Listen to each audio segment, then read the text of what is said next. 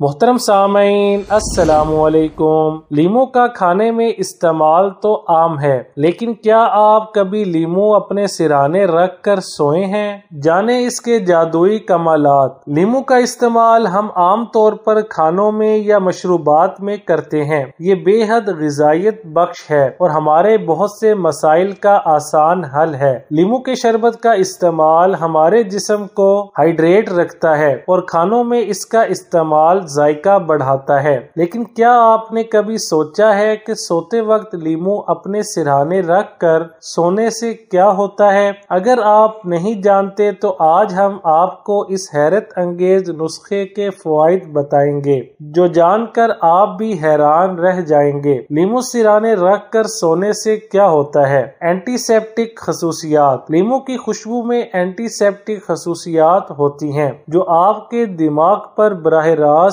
اثر کرتی ہے۔ یعنی لیمو کی خوشبو اگر رات بھر آپ تک پہنچتی رہے تو آپ کو ذہنی سکون ملے گا۔ آپ ڈپریشن اور اینگزائٹی کے اٹیک سے بچیں گے۔ لیمو کو کاٹ کر کمرے میں رکھنے سے آپ کے کمرے میں مثبت ماحول پیدا ہوگا۔ بس آپ کو کرنا یہ ہے کہ چند لیمو لے کر اس کا اوپر کا حصہ کاٹنا ہے اور 4 ٹکڑے کرنے ہیں، مگر انہیں بالکل الگ نہیں کرنا۔ ایسے کاٹیں کہ یہ ایک دوسرے سے جڑے رہیں۔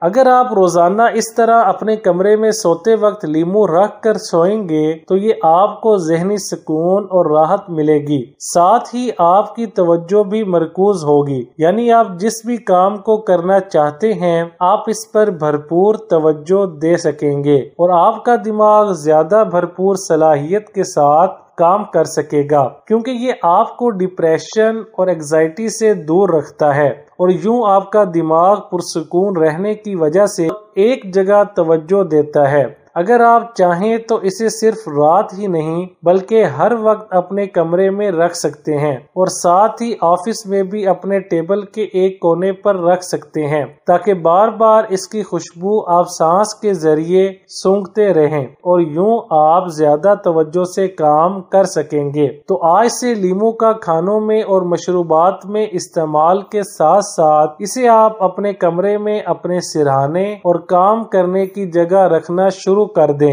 اور پھر رہیں آپ ڈپریشن اور اینگزائٹی سے ہمیشہ دور اور کر سکیں دل لگا کر سب کام۔ تو پھر بس بنا دیر کیے چند لیمو کاٹیں اور اپنے پاس رکھ لیں۔ ویڈیو اچھی لگے تو لائک، شیئر اور چینل کو سبسکرائب کرنے کے ساتھ کمنٹ باکس میں اپنی رائے کا اظہار کرنا نہ بھولیں۔